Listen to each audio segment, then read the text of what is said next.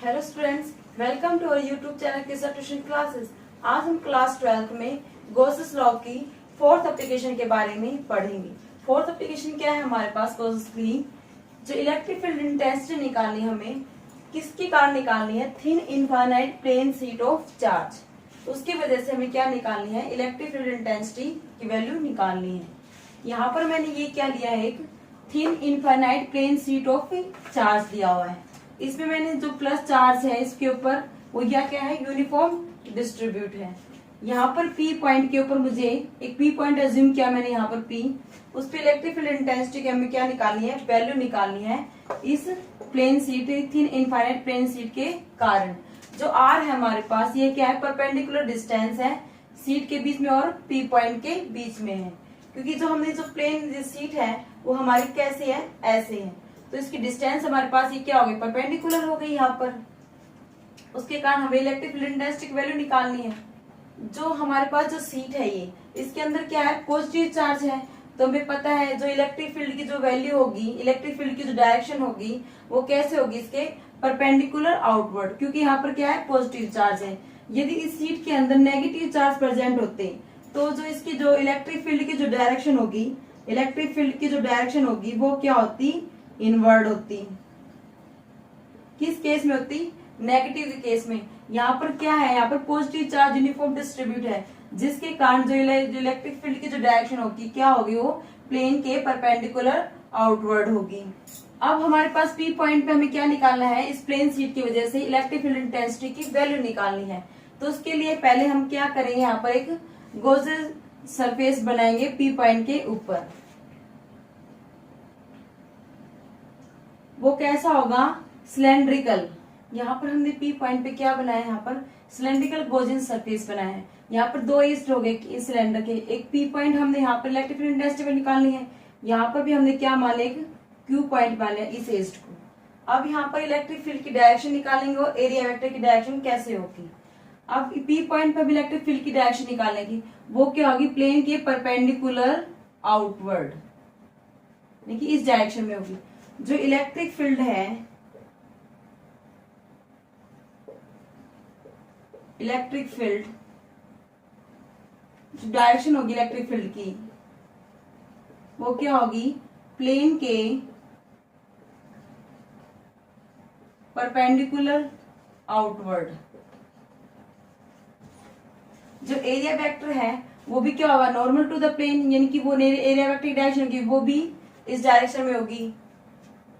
अब इस केस में पी पॉइंट पे क्या निकालें, इलेक्ट्रिक फील्ड की जो डायरेक्शन होगी वो भी क्या होगी, प्लेन के परपेंडिकुलर आउटवर्ड, और एरिया वेक्टर है उसकी डायरेक्शन भी क्या होगी, नॉर्मल टू द प्लेन, किसी डायरेक्शन में जिस टाइम में, उसी डायरेक्शन में जिस डायरेक्शन में इलेक्ट्रिक फील्ड की डायरेक्शन है।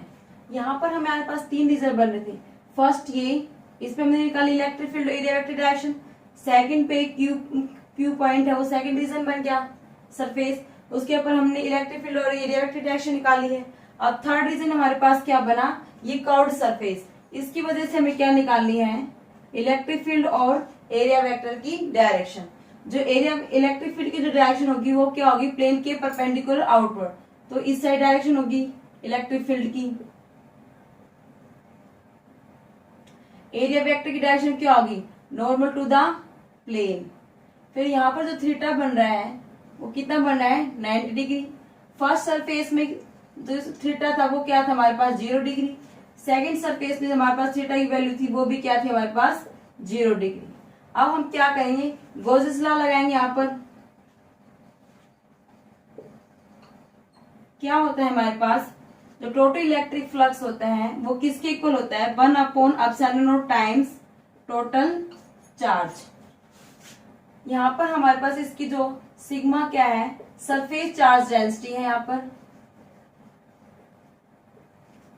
Surface charge density, surface charge density होते हैं वो किसके इक्वल होते हैं, चार्ज पर यूनिट एरिया। तो यहाँ पर चार्ज की वैल्यू क्या आ गई हमारे पास, सिग्मा इंटू ए। ये वैल्यू हम क्या करेंगे, यहाँ पर पुट कर देंगे। फाई को हम कैसे लिख सकते हैं, integration of total surface E dot D S यानी कि वेक्टर फॉर्म में लिखा हमने is equal to 1/ε0 times charge की वैल्यू हमने क्या निकाली है सिग्मा इंटू ए। इसका इस फर्स्ट रीजन का भी सेकंड रीजन का भी और इस सरफेस का भी क्या होगा एरिया क्या होगा हमारे पास सेम होगा। यहाँ पर भी इसमें भी एरिया सेम होगा, यहाँ भी एरिया सेम होगा और इसका भी एरिया हमारे पास क्या होगा सेम होगा, क्योंकि जो आर डिस्टेंस है वो क्या है इक्वल डिस्ट्रीब्यूट है। यहाँ भी जो डिस्टेंस है यहाँ से लेके यहाँ तक की वो भी क्या हमारे पास आर है कि सेम डिस्टेंस पे ये सेपरेटेड है। अब हम S1 सरफेस की वजह से निकालेंगे इलेक्ट्रिक फील्ड। S1 सरफेस की वजह से निकालेंगे यहाँ पर EDS।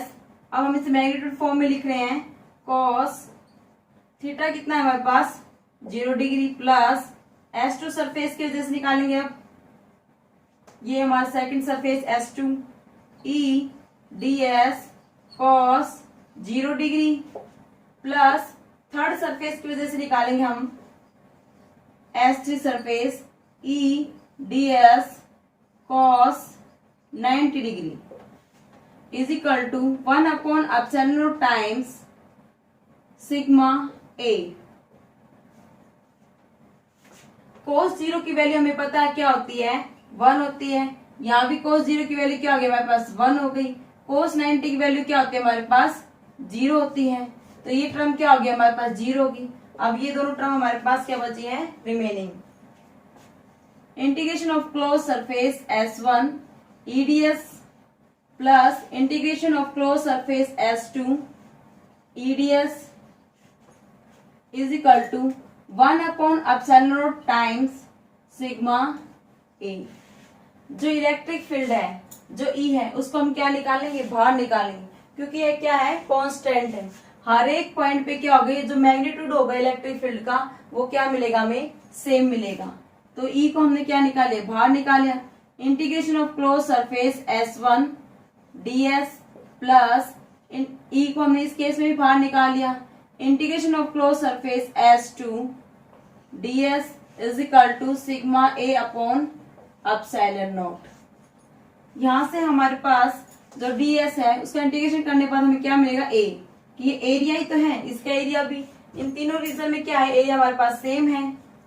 इस रीजन में भी इसका भी एरिया सेम है और इसका भी एरिया सेम है।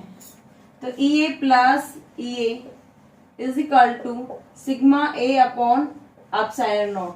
तो क्या हो जाएगा 2EA is equal to sigma A upon epsilon naught. A से ए क्या हो गया हमारे पास कैंसिल हो गया।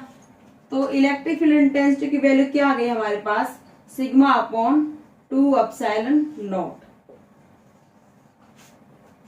P पॉइंट पे हमने निकाला है इलेक्ट्रिक फील्ड इंटेंसिटी की वैल्यू क्या आ गई हमारे पास सिग्मा अपॉन 2 एप्सिलॉन नॉट। इससे हमें समझ में आता है जो इलेक्ट्रिक फील्ड इंटेंसिटी है वो डज नॉट डिपेंड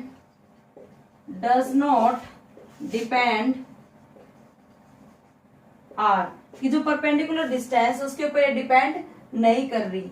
जो इलेक्ट्रिक फील्ड इंटेंसिटी की वैल्यू है वो R पे डिपेंड इसलिए नहीं कर रही यहाँ पर क्योंकि जो हमारे पास ये जो सीट है वो क्या है उसका साइज हमारे पास क्या है बिग है, साइज क्या है हमारे पास लार्ज, क्योंकि इनफाइनाइट प्लेन चार्ज सीट है ये, इसकी वजह से ये R पे के ऊपर डिपेंड नहीं कर रही।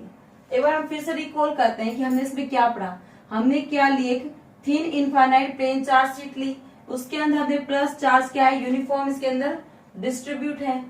प्लस चार्ज की वजह से इलेक्ट्रिक फील्ड की जो डायरेक्शन होती है वो कैसे होती है प्लेन के आउटवर्ड होगी। यहाँ पर हम जो ये सीट ली है ये क्या ली हमने परपेंडिकुलर ली है प्लेन के, तो जो इलेक्ट्रिक फील्ड की जो डायरेक्शन होगी वो क्या होगी परपेंडिकुलर आउटवर्ड होगी प्लेन के। हमने यहाँ पर P पॉइंट माना, इस सीट के और P पॉइंट के बीच की अपनी डिस्टेंस क्या मानी हमने R मानी है। वो R है वो क्या है स्मॉल है as comparison to the sheet. Sheet हमारी क्या है इनफाइनाइट, इसकी वजह से P पॉइंट के ऊपर हमें इलेक्ट्रिक फील्ड इंटेंसिटी निकालनी है। इसके लिए हमें क्या चाहिए गॉसियन सरफेस। तो यहाँ पर हमें क्या बनाया एक सिलेंड्रिकल गॉसियन सरफेस बनाया, उसके ऊपर हमें 3 सरफेस मिले। फर्स्ट सरफेस ये, सेकंड सरफेस ये और थर्ड सरफेस हमें यहाँ मिला। अब हम इलेक्ट्रिक फील्ड और एरिया वेक्टर की डायरेक्शन निकालेंगे हर एक सरफेस के ऊपर। फर्स्ट सरफेस के ऊपर हमने इलेक्ट्रिक फील्ड और एरिया वेक्टर की डायरेक्शन निकाली।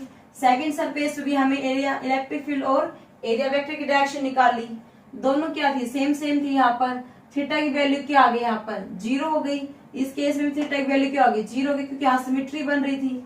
थर्ड जो कर्व्ड सरफेस था हमारे पास सिलेंडर का, उसके ऊपर जो इलेक्ट्रिक फील्ड और एरिया वेक्टर की डायरेक्शन थी वो क्या थी, परपेंडिकुलर बन रहे थे एक दूसरे के, 90 डिग्री का एंगल बन रहा था। तो थीटा की वैल्यू क्या हो गई हमारे पास, 90 हो गई। अब हमने क्या लगाया, यहाँ पर गोसेस लॉ लगाया। गोसेस लॉ हमारे पास क्या होता है, जो टोटल इलेक्ट्रिक फ्लक्स होता है वो किसके इक्वल होता है, 1/एप्सिलॉन टाइम्स टोटल चार्ज के बराबर होता है। यहाँ पर हम चार्ज की वैल्यू पुट कर देंगे। यहाँ पर जो इस सीट की सरफेस चार्ज डेंसिटी होती है सिग्मा, वो किसके इक्वल होता है हमारे पास, चार्ज पर यूनिट एरिया। यहाँ से हमें चार्ज की वैल्यू निकल के आ गई। इस सीट के जो अंदर चार्ज प्रेजेंट है, इस सिलेंडर के अंदर जो चार्ज प्रेजेंट है, हमने उसकी वैल्यू ली है। तो चार्ज की वैल्यू क्या आ गई, सिग्मा इंटू ए आ गई, जो हमने यहाँ पर पुट कर दी। और फिर हमने इलेक्ट्रिक फ्लक्स, जो टोटल इलेक्ट्रिक फ्लक्स होता है वो किसके इक्वल होता है, close surface EDS cos theta होता है। फिर यहाँ पर हमारे पास 3 सरफेस है, इन तीनों सरफेस की वजह से मैंने इलेक्ट्रिक फ्लक्स निकाला है यहाँ पर, और इज इक्वल टू 1/एप्सिलॉन टाइम्स सिग्मा ए। जो एरिया है इसका रीजन फर्स्ट का, सेकंड का, थर्ड का, इन तीनों का एरिया हमारे पास क्या मिलेगा, सेम मिलेगा। तो हमने जो डीएस था उसका एरिया हमारे पास सेम है, तो ए से लिख दिया यहाँ पर। ए से हमारा कैंसिल हो गया। यहाँ पर जो इलेक्ट्रिक फील्ड इंटेंसिटी की वैल्यू निकल के आई वो क्या निकल के आई, सिग्मा अपॉन 2/एप्सिलॉन। जो इलेक्ट्रिक फील्ड इंटेंसिटी है वो आर के ऊपर डिपेंड नहीं कर रही, क्योंकि जो हमारे पास जो सीट है वो क्या है, इनफाइनाइट है, उसका साइज लार्ज है as compare to distance, sheet के बीच में और पॉइंट के बीच के जो डिस्टेंस है उससे। सो आज की वीडियो में हम इतना ही पढ़ेंगे। Thank you so much.